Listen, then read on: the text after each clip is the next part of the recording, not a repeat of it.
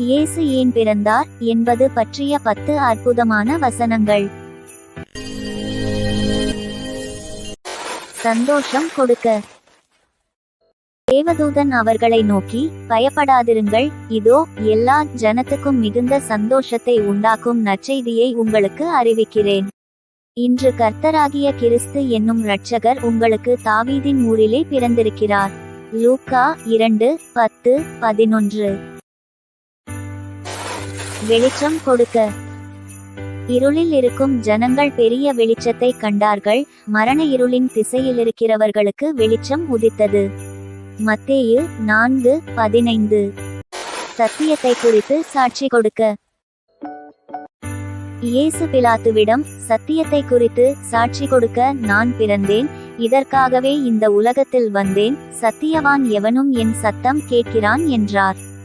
யோவான் 18:37. பாவிகளை ரட்சிக்க. அவள் ஒரு குமாரனை பெறுவாள். அவருக்கு இயேசு என்று பெயரிடுவாயாக, ஏனெனில் அவர் தமது ஜனங்களின் பாவங்களை நீக்கி அவர்களை ரட்சிப்பார்.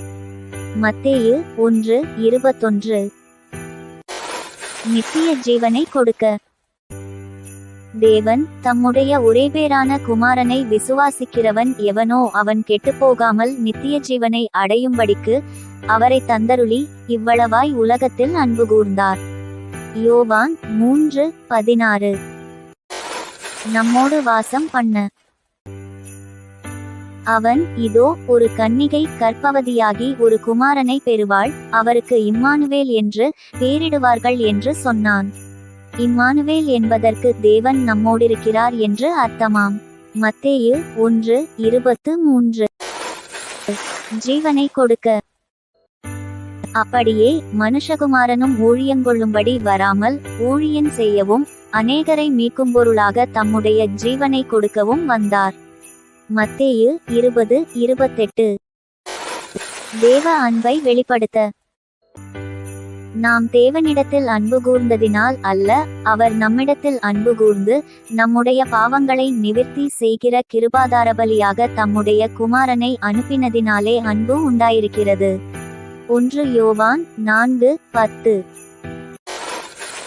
பிசாசின் கிரியைகளை அழிக்க. பிசாசினுடைய கிரியைகளை அழிக்கும்படிக்கே தேவனுடைய குமாரன் வெளிப்பட்டார். 1 யோவான் 3:8. சுவிசேஷத்தை பிரசங்கித்து விடுதலை சுகம் கொடுக்க.